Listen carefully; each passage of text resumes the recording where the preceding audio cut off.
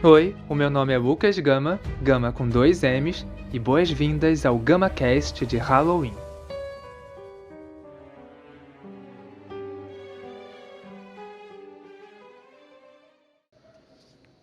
Olha, provavelmente você já ouviu falar de maldições. Mesmo que seja em filme, série, novela, livro, não importa. Eu acho que, principalmente algumas culturas, têm muito essa ideia, né, de que um local pode ser amaldiçoado, ou uma pessoa mesmo, através, de repente, sei lá, de bruxaria, ou até do famoso mal-olhado, né, te lançar uma maldição. Eu não sei se tudo que a gente ouve realmente funciona, se realmente é assim mesmo que acontece. Eu não sei se de repente tem uma explicação que talvez ninguém tenha pensado. Não sei se é mais fácil o local ser amaldiçoado ou alguém mal intencionado amaldiçoar outra pessoa. Não sei. E eu não vou ter essa resposta. Mas hoje eu tenho um caso, esse é um relato real também, mas ele não é meu, não aconteceu comigo. Ele aconteceu com a minha mãe. Aliás, hoje só tem relatos da minha mãe. Ela nem sabe que eu tô contando isso, mas ela já conversou bastante sobre essas coisas, porque ela também é bastante sensitiva, né? Ela tem contato com o sobrenatural desde muito cedo também. Eu não sei desde quantos anos, mas ela conta histórias desde antes de eu nascer. E uma dessas histórias é sobre uma maldição. É uma história que até hoje me deixa bastante pensativo, porque será que é real? Será que é uma interpretação que só eu fiz? Porque assim, minha mãe, na verdade, ela não fala que é uma maldição. Ela só conta o que aconteceu. Eu é que associo ao local ter sido amaldiçoado, né? Mas calma, para a gente ir mais devagar nessa história, deixa eu primeiro contar um pouquinho mais sobre a minha mãe. Minha mãe não é bruxa. Assim, eu acho que ela é uma bruxa natural, mas ela não é praticante. Ela, durante muito tempo, até relutou em falar sobre bruxaria e tudo, né? Até hoje, pra ser bem sincero, ela tem essa mania de achar que, já que ela me batizou, imagina, eu fui batizado com, sei lá, 6 meses de vida, 1 ano de vida, sei lá. Ela acha que por eu ter sido batizado na igreja católica, a minha religião da vida inteira foi definida naquele momento. Então, assim, não importa se eu vou viver até os 100 anos. Vou morrer com 100 anos. Mas não importa. Ela acha que eu não tenho o direito de descobrir novas crenças, ter minha própria religião, né? Ela acha que ela definiu lá atrás e é isso. Eu sou obrigado a ir pra igreja para sempre. É assim que ela imagina. O que a gente tem que, né, sempre lembrar que é um grande absurdo. A religião não é escolhida por outra pessoa. Cada um vai decidir se aquela religião faz sentido na sua vida ou não. Mas assim, eu tenho 28 anos, eu tô cansado de discutir sobre esse assunto. Intolerância religiosa é crime, a gente sabe disso. Não importa se é mãe, se é pai, se é o colega, se é o vizinho, não importa. Intolerância religiosa é crime. E então a gente não pode deixar que alguém fale, mesmo que na brincadeira, que você tem uma religião que não é aquela que você disse que tem, sabe? Ou que trata a sua religião como não sendo uma religião, que também acontece bastante, principalmente na Wicca, né, que é o que eu tenho contato. Mas a gente vê bastante nas religiões pagãs, né, no geral, né, raízes africanas e tudo. Enfim, né, a gente não vai entrar no assunto de religião e como a gente é diminuído por isso e tal. Vamos deixar isso para outro dia. Mas a minha mãe, ela tem uma sensibilidade bastante forte, ela vê com bastante nitidez, ela nunca escutou, eu até comentei, né, no episódio passado, eu comentei que eu já escutei. Mas ela nunca escutou não, mas por outro lado, ela viu com muita nitidez, muita nitidez. Eu podia ter feito uma seleção, né, pra poder saber o que eu ia contar aqui hoje nesse episódio. Vai ser um episódio mais curto, eu não quero ficar tão longo como eu deixei na semana passada, no episódio passado. Mas esse aqui eu acho interessante porque mistura um desaforo, mistura uma crença que ela não tem e mistura uma coisa de fantasma que eu acho bem interessante. Porque assim, a minha mãe, quando ela é paulista, mas ela se mudou para o Rio de Janeiro há muitos anos. E ela estava trabalhando numa casa, eu acho que ela era tipo uma... Olha, eu não sei, na verdade eu não sei o que ela fazia na casa. Eu sei que ela dormia na casa. De repente ela fazia coisa de comida e limpar a casa, eu não sei. Mas ela dormia na casa, ela tinha um quarto só dela. Que tinha o caseiro, que dormia assim num quarto, né? E aí tinha uma escadaria, e lá em cima era o quarto dela. Então só quem subia era ela. Porque o patrão não vai subir pra falar com ela, né? Não ia fazer isso. E o caseiro nunca também ia subir a escada pro quarto que só tinha caminho pro quarto dela. Então eu não ia fazer isso. Ele não ia fazer isso. E só que assim, essa mulher, ela tinha umas crenças. Eu não sei se era candomblé, umbanda. Preto Velho é de qual religião que eu não sei. Bom, mas enfim, ela tinha crença no Preto Velho. E ela tinha um altar, assim no corredor, que tinha várias coisas ali e tal, né, da crença dela. Acho que tinha alguns quadros também. Mas tinha uma imagem do Preto Velho ali. E essa mulher sempre fazia. Como é que fala?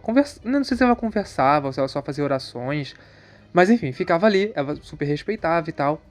Só que a minha mãe não respeitava e ainda debochava da crença da mulher e do Preto Velho. Ela passava. Minha mãe que limpava às vezes, né? O altar. Só que minha mãe limpava, tipo, rindo, com deboche. Ela dava língua pra. Olha isso, gente. Sem noção demais, né? Ela dava língua pra imagem lá do Preto Velho. E ela fazia esses deboches e tal. Só que aí, um belo dia, ela está. No quarto dela era só uma cama. Acho que tinha uma cômoda e uma televisãozinha. Essa televisão ficava, acho que de costas pra porta. E a porta estava aberta nesse dia. Minha mãe acho que estava tipo num espaço que tem ali na frente da porta, na frente do quarto dela, sabe? E em frente à escada. Acho que ela ia descer a escada, o altar do Preto Velho ficava lá no final, lá embaixo, no corredor. E ela, quando ela ia descer, ela viu um vulto vindo assim na direção do quarto dela. Só que lá embaixo, perto da escada. Então ela pensou, bom, é o caseiro. Só que assim, eu acho que o caseiro não tava em casa nesse dia. Então é estranho, falou, bom, é estranho, porque ele ele tá de folga, então ele não vai passar a noite aqui. Aí ela foi lá de novo, olha, até me arrepiei. E subindo as escadas, ela viu o Preto Velho. Ó, até me arrepiei, tô arrepiado. E ele veio andando, numa boa. Andando, olhando na direção dela, subindo as escadas tranquilamente. Ela saiu correndo e foi pra cama. Só que ela não fechou a porta, ela saiu correndo, né? E ele veio andando. Eu não sei se nesse dia ele não entrou no quarto. Eu acho que numa outra vez ela tava assistindo televisão no quarto dela, a luz estava apagada, a porta estava aberta e a televisão estava ligada e tal, só tinha a iluminação da televisão. E aí da porta entrou o Preto Velho, entrou no quarto dela e foi andando. Ela deu um grito e ela correu para acender a luz, né, que era do lado dela, do lado da cama. Quando ela acendeu a luz, o Preto Velho foi chegando perto e quando chegou assim perto da televisão, ele desapareceu. Assim. Eu sei que dependendo da pessoa, essas histórias podem ser inventadas e tal. Eu tenho um pé atrás quando as pessoas contam essas histórias. Só que lembrando que é uma história. É um relato que minha mãe não é o tipo de pessoa que fica inventando essas histórias. Muitas vezes ela guarda pra ela. E durante muito tempo ela não falava sobre isso. Eu lembro que ela falava quando alguém comentava. Alguém comentou, ela começava a falar, sabe? Mas assim, ela chegar e começar a puxar o assunto, ela não faz não. Até hoje. E outra coisa, né, que é muito importante nesse caso, é que a gente tá falando de um espírito, né, espírito de algo que ela não acreditava. Que ela, assim, não sei se tem como dizer que ela não acredita, porque ela viu o Preto Velho andando pela casa, né? Então, eu sei que pode não ser a crença dela, né? Ela não vai, de repente, deixar uma oferenda, ou conversar, ou fazer um agradecimento. Enfim, não é a crença dela. Mas eu acho que não dá pra dizer que ela não... sabe? Pra dizer o quê? Que não existe? Entende? Se ela mesma conta essa história, até hoje ela conta de olhos arregalados, porque ela lembra muito bem dessa história. E ela saiu correndo depois, que acendeu a luz, pra contar pra patroa dela, né? Tipo, a patroa dela ria, né? Que ela, pois é, né? Você não ficou debochando dele? Então, ele veio te assustar, veio te pregar uma peça. Não pode fazer isso, né? Porque ela dava, tipo, uns puxões de orelha na minha mãe, mas, assim, sabe? Na brincadeira e tal. Então eu acho que ela até gostou de saber que a minha mãe tinha levado um susto. Minha mãe de repente parou, né, de fazer essas provocações e ele nunca mais apareceu. E aí anos mais tarde, a minha mãe casou com meu pai e eles foram morar numa casa que fica aqui no Rio de Janeiro, fica na zona norte do Rio de Janeiro. Essa casa mesmo, ela não existe mais. Eu acho que ela foi demolida e tem outra no lugar. Mas a vila onde ela ficava ainda existe. E só que assim, ela foi morar nessa casa e às vezes ela tinha umas discussões com meu pai. Eles nunca tinham tido brigas, mas quando ela foi morar nessa casa, ela passou a ter umas discussões com meu pai. E eles discutiam. E eu até comentava com os vizinhos, nossa, ai, tô cansada dessas brigas e tal, né?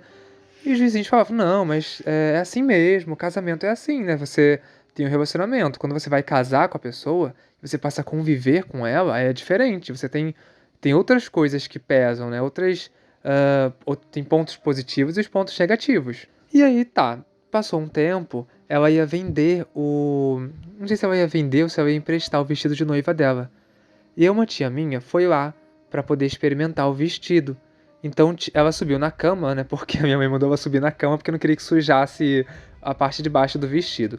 E foi se vestir. Aí ela colocou o vestido de noiva, o filho dela, dessa minha tia, tava na cama, e tinha uma outra tia minha ali com a minha mãe. Eu não era nascido nessa época.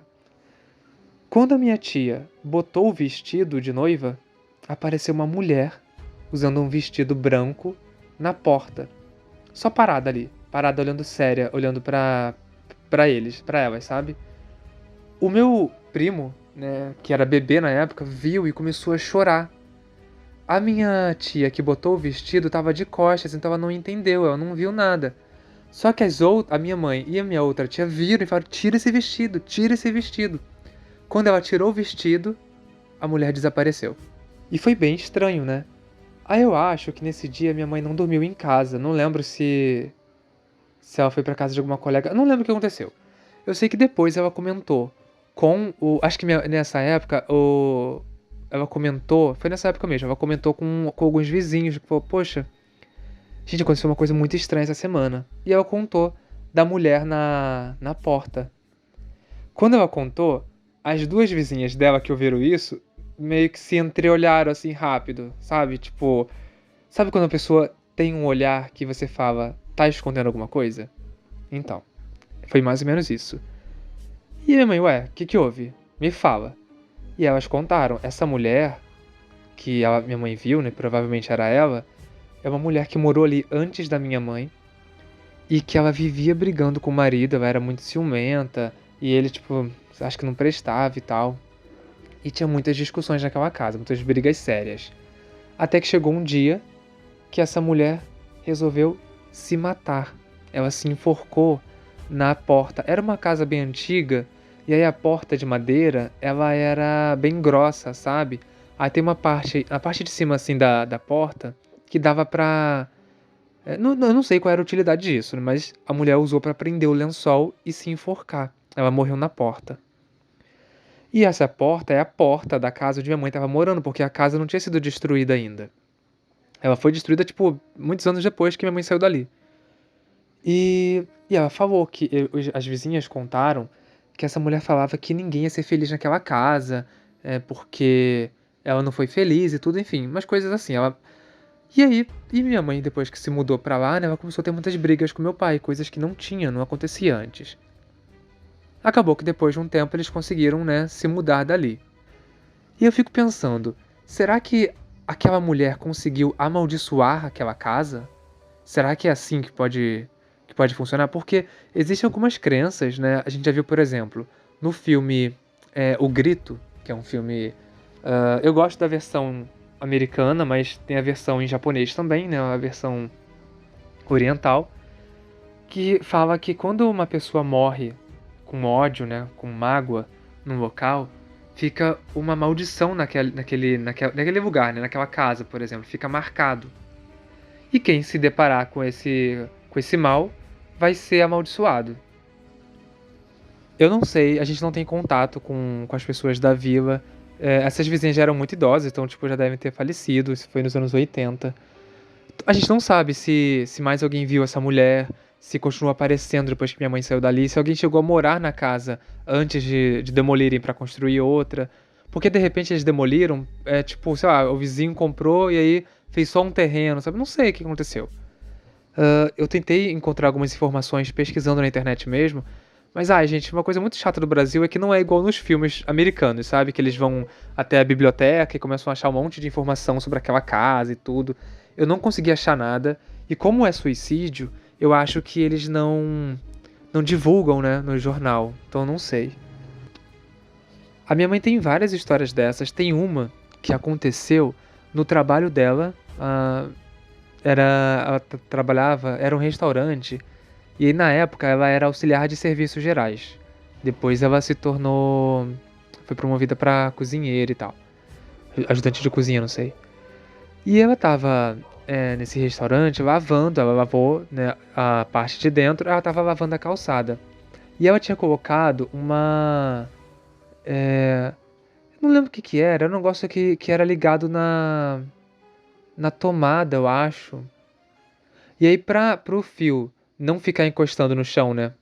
Sabe aquela parte de ferro que você põe na tomada, que se enfia no buraquinho da tomada? Então, pra aquilo dali não encostar no chão, porque tava molhado, né? Ela colocou preso assim na parede. Tipo num prego, acho que tinha um prego ali. Aí ela colocou e ficou lavando. Só que ela tava lavando de frente pra parede. Na frente dela, não foi tipo ela olhou e tava de frente, não. Na frente dela, o fio simplesmente levantou do prego e foi colocado no chão. Ele não caiu, ele não escorregou.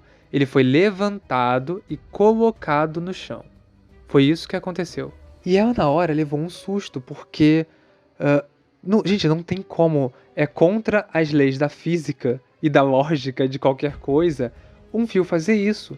Porque quando a gente coloca alguma coisa no fio, é justamente para que o fio não saia dali, né, e tal. Simplesmente foi levantado e colocado no chão. Ela saiu correndo e foi contar pra menina do caixa e uma garçonete que tava ali, que estavam conversando. E ela contou. Quando ela contou, as meninas se entreolharam. Que, gente, se entreolhar é um sinal de que alguma merda tá sendo escondida. E aí elas falaram, olha só, não conta pra ninguém que a gente tá te falando isso, porque é um assunto que o patrão não gosta que a gente comente. Mas há uns 4, 5 anos atrás, o restaurante estava cheio e tinha um cara sentado lá atrás no canto com um grupo de família, amigos e tal. Parece que esse cara era envolvido com coisas de milícia ou agiota, essas coisas assim.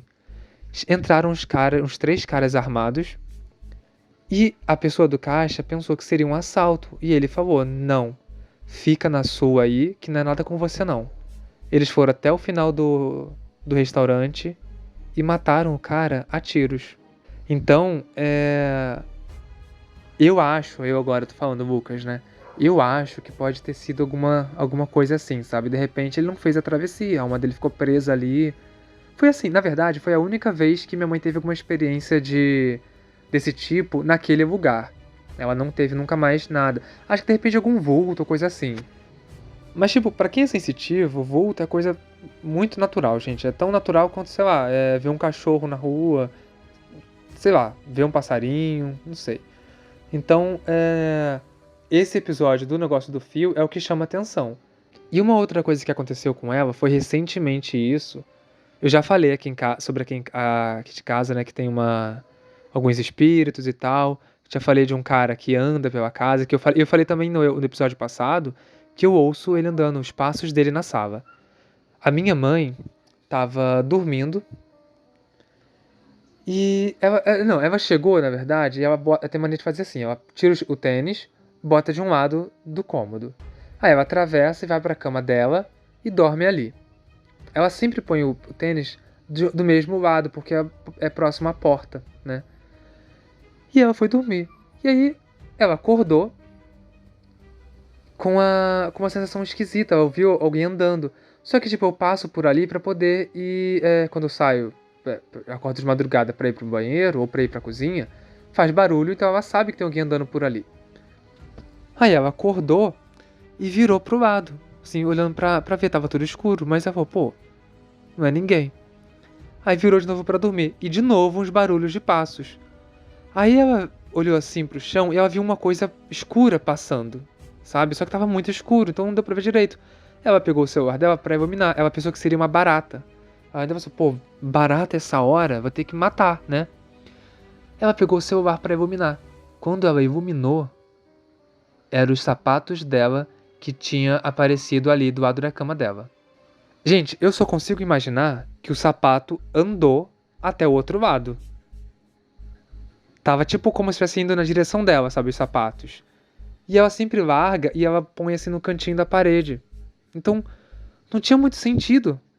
Eu ainda falei, mãe, será que você não esqueceu dessa vez e tirou o tênis ali e tá com a memória, sabe, se confundindo, né?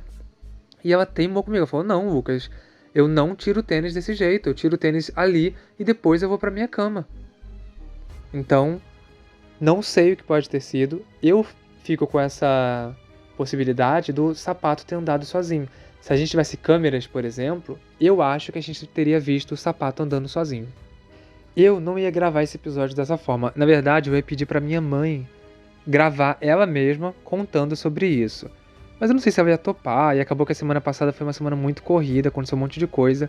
Então eu fiquei meio que não pude fazer dessa forma. Mas como ela tem muitas histórias, eu posso de repente pensar em falar com ela pra gente tentar gravar um episódio em que ela conte alguma coisa meio assim, sabe, de assombração. Inclusive, se tiver alguma ideia do que tipo de história você gostaria de ouvir, e de repente eu vejo, né, se ela tem alguma história desse sentido, aí ela pode contar. É isso. Tomara que você tenha gostado e achado interessante. Você sabe que qualquer dúvida ou comentário pode me achar no Instagram pelo @gama.lucas e no Twitter pelo @lga_gama. Gama é sempre com 2 M's, você já sabe. Até o próximo episódio e tchau. Um beijo.